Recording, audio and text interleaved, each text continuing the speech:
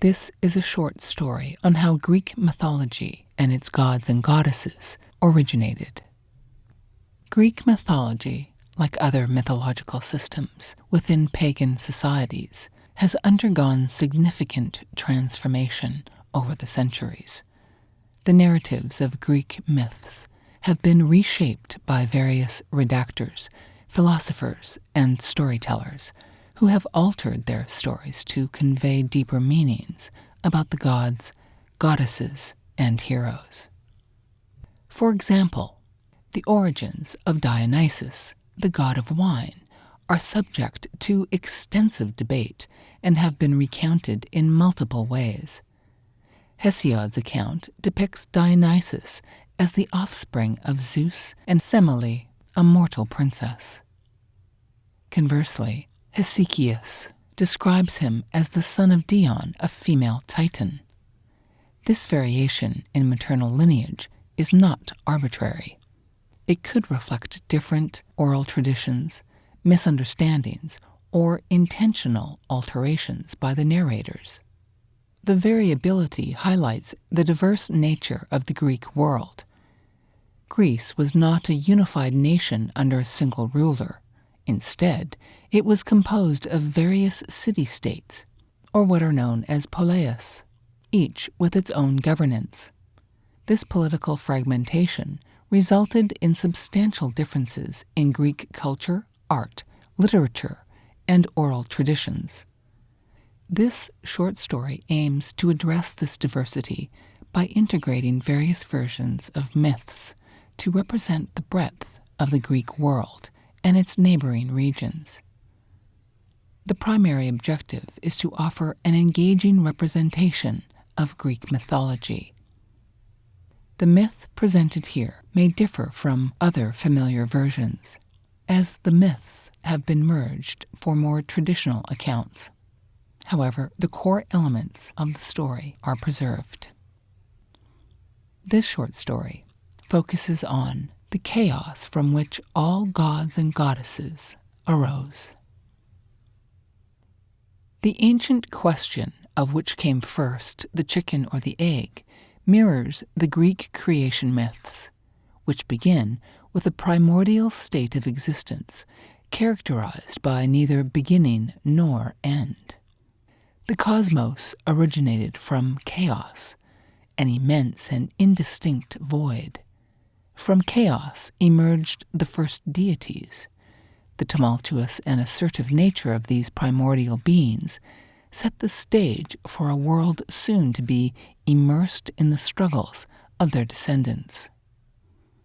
There is debate among scholars regarding whether chaos's offspring emerged spontaneously from the void, or if chaos gave birth to them in a more conventional manner.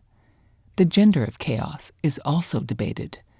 For the sake of this discussion, we will consider chaos as female.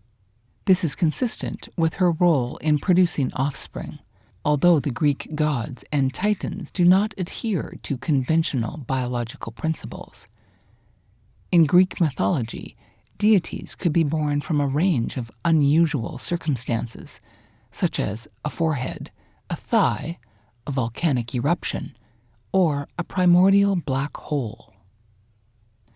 Thus, chaos gave birth to Gaia, whose form became the foundation of the earth and the soil of all life. The second deity born was Tartarus, also known as Erebus, who ruled the underworld, the domain where souls were judged after death. Both gods and mortals feared the darkness of this realm.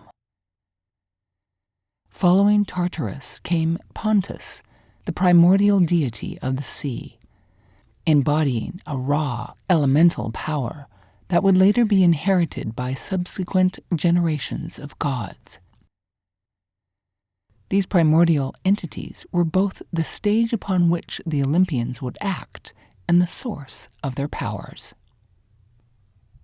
Chaos also produced other primordial beings.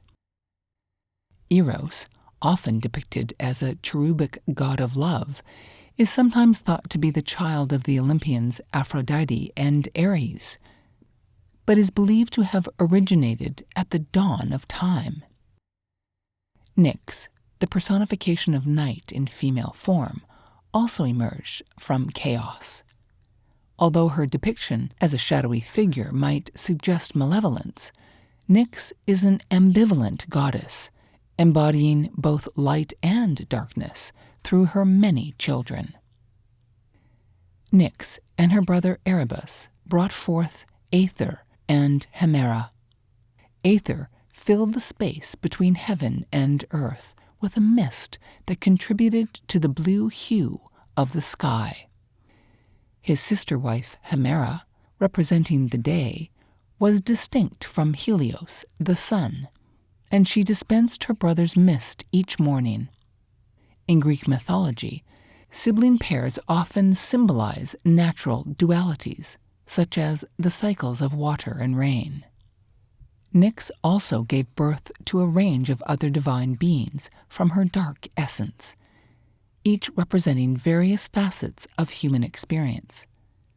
This extensive list includes Moros, which means fate, Hypnos, which means sleep, Onari, which means dreams, Geras, meaning old age, Oises, meaning pain, Nemesis, meaning revenge, Eris, meaning strife, Apate, meaning deceit, Philosophies, meaning sexual pleasure, Mamos, meaning blame, Thanatos, meaning peaceful death, Cur is violent death, and the Hesperides.